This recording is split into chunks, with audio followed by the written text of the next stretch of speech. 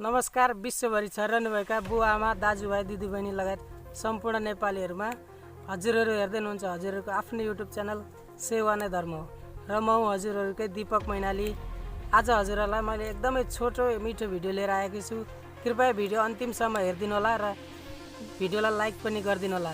साथै हजुरहरू पहिलोचोटि हाम्रो युट्युब च्यानलमा भिडियो हेर्दै हुनुहुन्छ भने कृपया हाम्रो युट्युब च्यानललाई सब्स्क्राइब गरिदिनु होला।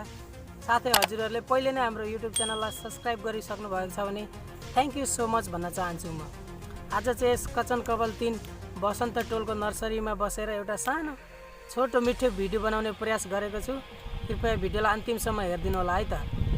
मैले चाहिँ यो भिडियो बनाउनुको रिजन के हो भने मुख्य रिजन के हो भने मैले आफ्नो युट्युब च्यानलमा चाहिँ अब प्राय पर्सनल लाइफस्टाइल ब्लगहरू अपलोड गर्ने गर्छु। तसर्थ मैले आफ्नो युट्युब च्यानलको नाम चेन्ज गरौँ कि भनेर सोचिरहेको छु। युट्युब च्यानलको नाम चेन्ज गर्दाखेरि युट्युब च्यानलमा के असर पर्छ कि पर्दैन, कसैलाई जानकारी छ भने कृपया मलाई कमेन्टमा जानकारी गराइदिनु हुनु भए म एकदमै आभारी हुने थिएँ। साथै युट्युब च्यानलको नाम चेन्ज गर्दाखेरि मैले 2-3वटा नाम चाहिँ सोचेको छु।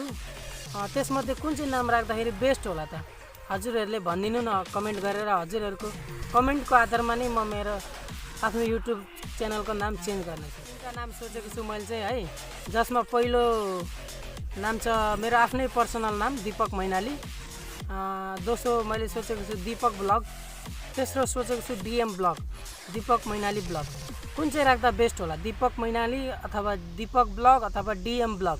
हजुरहरूले कृपया कमेन्ट गरिदिनु होला। हजुरहरूले गरेको कमेन्टको आधारमा हजुरहरूको चोइसको आधारमा म आफ्नो युट्युब च्यानलको नाम चेन्ज गर्नेछु है त। आजको यो मेरो सानो छोटो मिठो भिडियो यहीँ टुङ्गाउन चाहन्छु। कृपया कमेन्ट गरिदिनु होला है कुन चाहिँ नाम चेन्ज गर्दा ठिक हुन्छ, दीपक मैनाली, दीपक ब्लग अथवा डीएम ब्लग।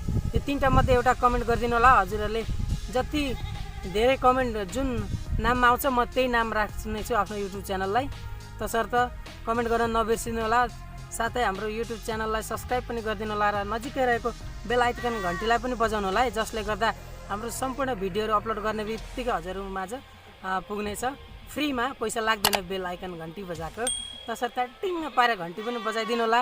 त्यति भन्दै म बिदा हुन चाहन्छु। हस्त धन्यवाद, नमस्ते, बाई बाई, टेक केयर।